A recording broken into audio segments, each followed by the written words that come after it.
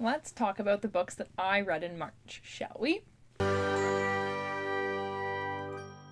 So, the first books that I read in March were the first two volumes of Lock and Key. I don't have them with me, they're back at the library. If you don't know what it's about a family who their house gets broken into while they're all there, and their father gets murdered in front of the oldest son. And it's about them, kind of recovering from that, and they move to this really big old mansion-y house that their dad grew up in, and it's really weird and spooky, and there's all these different keys that do different weird spooky things. It's just about them kind of dealing with the stuff with their dad and also the weird stuff that's happening in this weird house. The first volume I thought was super, super dark and really sad, but also really well done and really interesting and a little spooky.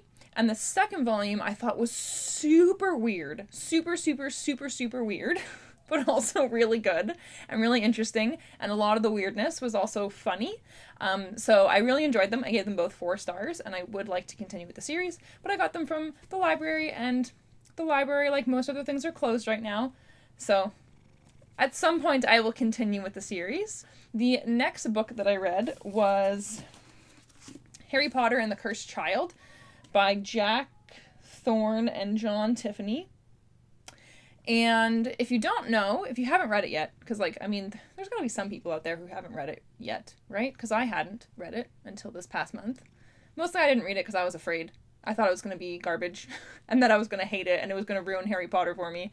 But basically, if you just think of this as fan fiction, it's excellent. Absolutely beautiful. Beautiful story. Great. Excellent in every way. If you think of it as canon, you might hate it a little bit. So anyway, this is fan fiction in my brain, and it was great. I gave it 4 to 5 stars. If you're like me and haven't read it, although I have read it now, so you're not like me. It's about Harry Potter's son, Albus, in Slytherin with his bestie pal, Scorpius, and they steal a time turner and go back in time to try and save Cedric Diggory. And of course, they mess up the timeline, so when they get back to the regular time, everything's all f***ed up, and they're like, well, what do we do now? And, the story continues from there, and it's a lot of fun, and it's really sweet. And before you say anything, it's a special time turner. It's not the same kind of time turner that Hermione had in The Prisoner of Azkaban, and they say that multiple times, so you don't have to be angry about the fact that the time turner magic is different, because they know it's different. It's a different kind of time turner. And it was just it was super fun. I thought it just made me so joyous. I enjoyed it, and it put this huge smile on my face pretty much the whole time that I was reading it. Scorpius is pretty much my new favorite fictional human being. I loved him. And it was just the stuff that was fun about it, but also not fun at the same time because it made it very fanfiction-y, was all the different characters that you got to meet again, so many different characters from the original series, who had died in the original series, because they go back in time or there's different timelines, so people who were dead before are alive now and stuff like that, so there's lots of characters that you got to see again, and that was a lot of fun. But the stuff that made it super fanfiction-y was the way certain characters were brought up and the way certain things were talked about. They talked about things happening in the series so specifically that nobody if it was an actual continuation of the series, if it was an 8th book, they would not talk about this kind of stuff this way, or at all even. So it was very clearly written by a fan of Harry Potter who wanted to include all of their favorite things about the series in this version. Which is why, if you think of it as fan fiction, it's super fun. If it's canon, it's not. It's not. They're trying to say it's canon, but it's not. It's not. But anyway, I enjoyed it. It was a lot of fun. The next book that I read was actually an audiobook that I listened to, and that was Ready Player One by Ernest Cline. And if any of you know at all, I just realized my Christmas lights aren't on. Boo. I would turn them on, but my cat is in my lap and I don't want to bug him. Anyway, I tried reading Ready Player One a few years ago. Could not get past page 70 or something. I hated it so much. And one of my friends said that I should listen to the audiobook, and that he was convinced I would like it if I listened to the audiobook. And you know what? I did. I gave it 4 stars. I really enjoyed it. It was a big difference having Wil Wheaton read it to me than me read it myself, because first of all, Wil Wheaton is an excellent narrator, and it did not feel like he was reading to me. It just felt like he was telling me a story instead of reading from a book. Like, he was talking to me. He did a really, really, really great job.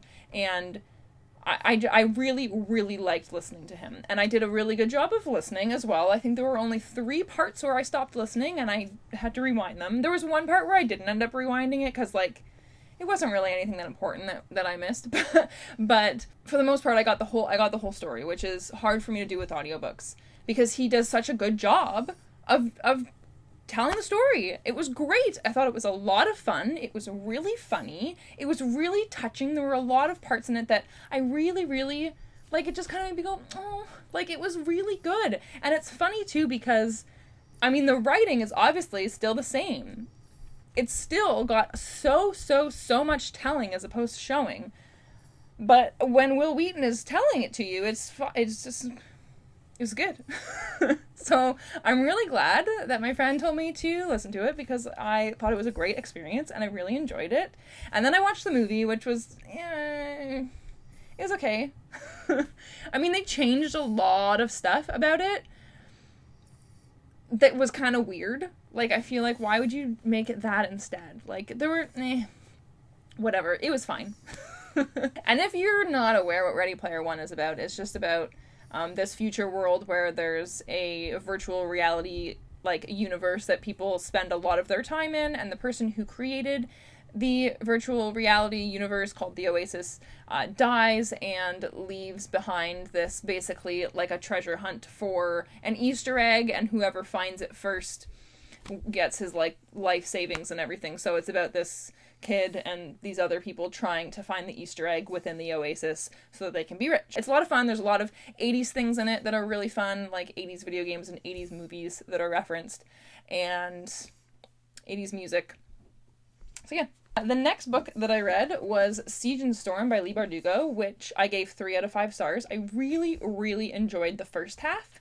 Second half, not so much. This is the sequel to Shadow and Bone, which is from the Grisha trilogy, or Grisha. I think it's Grisha. I remember I read Six of Crows first, and I was not interested in this series because I heard that it was about the Grisha army, which I was not interested in. I was like, that doesn't sound good to me at all. But then my friend read the first one and was like, no, it's not about the Grisha army. Like, there's a little bit of it, but, like, that's not what it's about at all. And I was like, okay, so I read it, and I really, really enjoyed it. And this one, the second half, was about the Grisha army. And it was just a bunch of, like, magic army stuff. And it was just, I was not interested. The first half, though, I thought was great. And also there's a new character that gets introduced in this who I really enjoyed. And I didn't really like Mal. I liked him in the first half. Second half, I kind of wanted to punch him in the face. So that was annoying. I am interested to read the third one, though. I do want to see how the series concludes. And I want all 3 of them on my shelf because they're super pretty.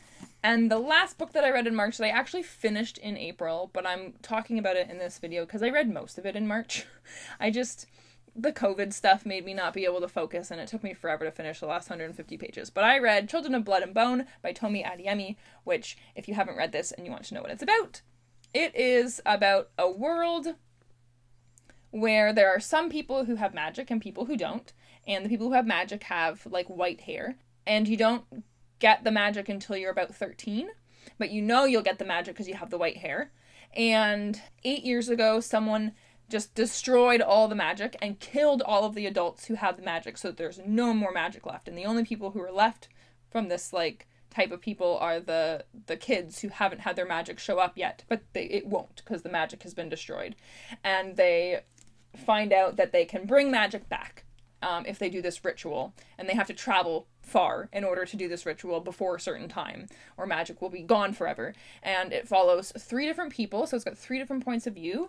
It follows someone one of the white-haired people who's gonna have magic. It follows a prince who is trying to help eradicate the magic, who also somehow has magic himself, and he's all like, oh no, I'm evil. How do I deal with this? And then it also follows a princess who is running away. And it's really good. I really enjoyed it. I gave it 4 out of 5 stars. I thought it was super engaging and super interesting. There were certain chapters that were just so exciting that I couldn't, like, I was glued to the pages, and I couldn't, even if it was late, I just had to keep reading until that thing was resolved. So I was like, I can't stop. I have to keep going at this point. I really enjoyed it. I thought it was really good. And I did really enjoy reading from the different points of view. And I did mostly enjoy the prince's point of view. Because I thought it was really interesting with him battling his, like, inner thoughts with how he's trying to eradicate magic because it's evil, yet he somehow has it, and what do I do because now I'm evil? But maybe I can use my magic to help defeat the magic. But it was really interesting, and I really liked it. And I am interested to read the second one. Not right now though, because that's not a thing that I do. I don't usually read sequels right away after reading the first one. I wait a few years. Hopefully I won't wait a few years before I read the second one. But that's it. Those are all the books that I read in March. And let me know down below what you read in March. We can have a fun little chat if you want. Otherwise, whatever. Have a good day. Bye.